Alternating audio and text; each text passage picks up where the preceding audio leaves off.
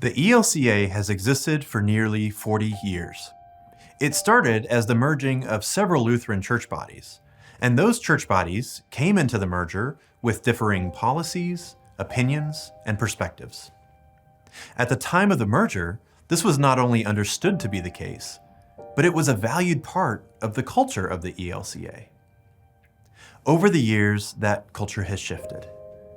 The shift is the center point of the mission and identity of the ELCA, as it's moved from one of congregational orientation to one of a corporate institutional mindset.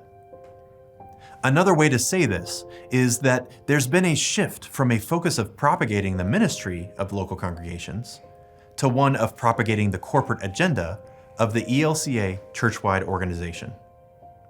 A helpful way to illustrate this shift is by asking a broad question. Who's in charge? Let's look at that question in three different areas. Who's in charge of the congregation's constitution and governing documents? Who's in control of the congregation's property and assets? And what can the pastor say, and what can't the pastor say? Let's begin by talking about who's in charge of your congregation's constitution and governing documents. In order to be a congregation of the ELCA, the national and synod leadership presume that each congregation must have certain required provisions in their local constitution. While that would be ideal, the reality is quite different. Since the very formation of the ELCA, there are congregations that don't have those required provisions in their local constitutions to this day. Why? Because they never updated their church constitution. And remember, a congregation is in control of their own constitution. That would seem to be a problem for the ELCA. So gradually, they began to address the problem and tried to fix it. They tried to fix the issue in a few ways. First, they told congregations that if they wanted to make just one change to their local constitution, they would have to accept all of the required changes found in the model constitution.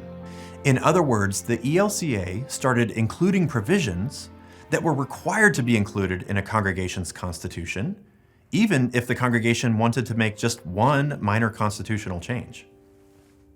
Eventually, the ELCA leadership also began to claim that specific amendments congregations make to their constitution only become effective when the synod approves them. But even this hasn't necessarily solved the problem when it comes to all congregations. Remember, there are congregations that, to this day, have not changed their local constitution. To solve that issue, the ELCA has begun to claim that no matter what the congregation's constitution says, the ELCA model constitution overrides anything the local congregation has voted on or approved. In other words, the ELCA has started to impose the current model constitution down onto the local congregation, no matter what the congregation's own documents say. Let's turn to the second question. Who's in control of your congregation's property and assets? This issue is a bit more complicated and nuanced. When looking at the plain language of the ELCA's model constitution, they clearly state that the local congregation has sole authority over its property. But there are exception clauses with that provision. And this is where things get a little complicated. The exception clause is rooted in a provision in the constitution of the local synod, S13.24. On its face, this provision would seem fairly harmless. However, this particular section has been applied to congregations around the nation, big and small, prospering and floundering.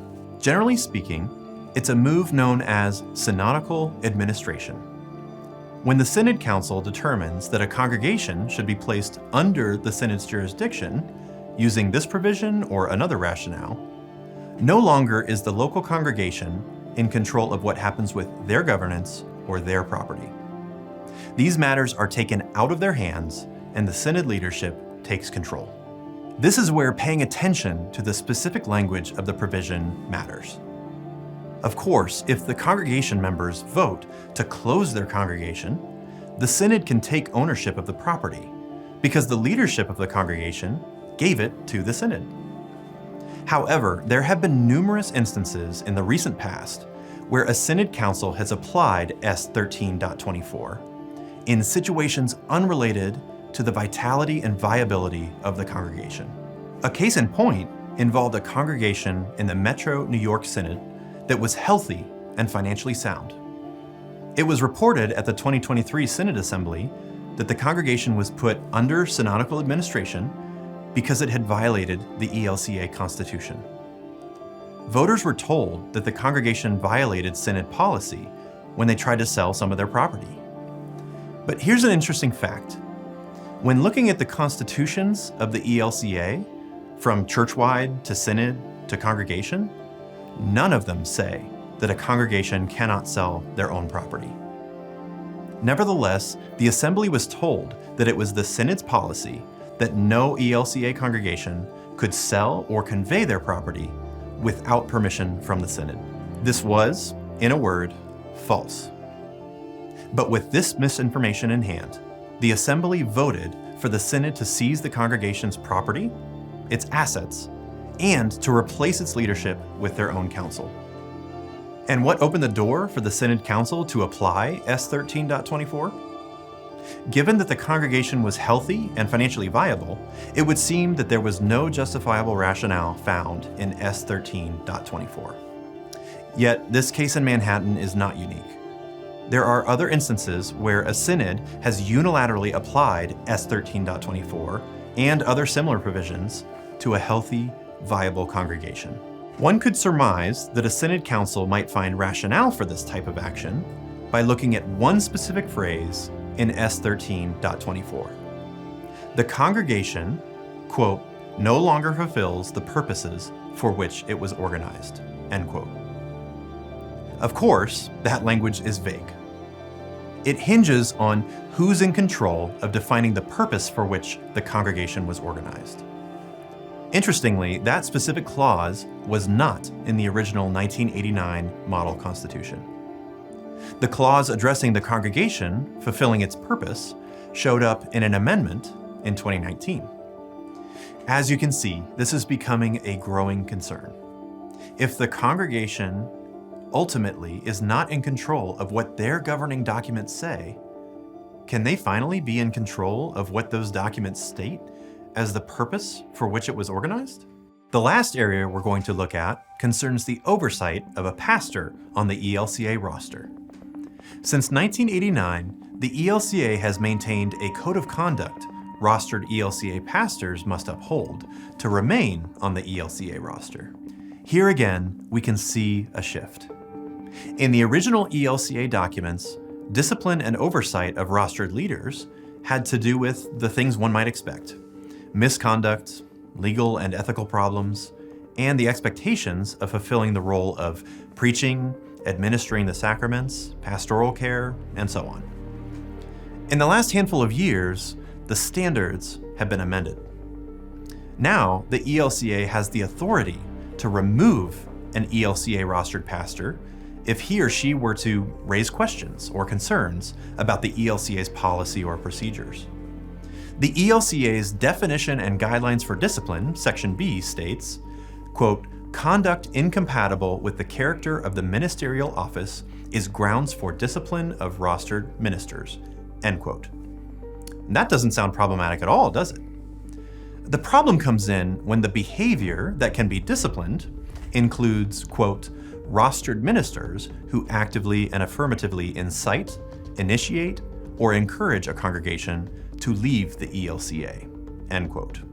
Simply put, if a rostered ELCA pastor raises concerns about the actions, theology, or other issues at churchwide, that pastor could be disciplined and removed from the roster. In 1989, at the beginning of the ELCA, if a pastor raised a concern at the church council about whether or not the congregation is in agreement with ELCA policy or doctrine, the congregation was in control of whether or not the pastor should remain in the call. Nowadays, the synod could actively pursue discipline and remove the pastor from his or her call and the ELCA roster. What's become apparent over the nearly 40-year existence of the ELCA is that at its merger, a diversity of voices, theology, perspectives, and cultures was valued. The unique character of every congregation in the ELCA contributed to that diversity. Over the years, things have shifted from a congregationally oriented culture to an institutionally managed culture.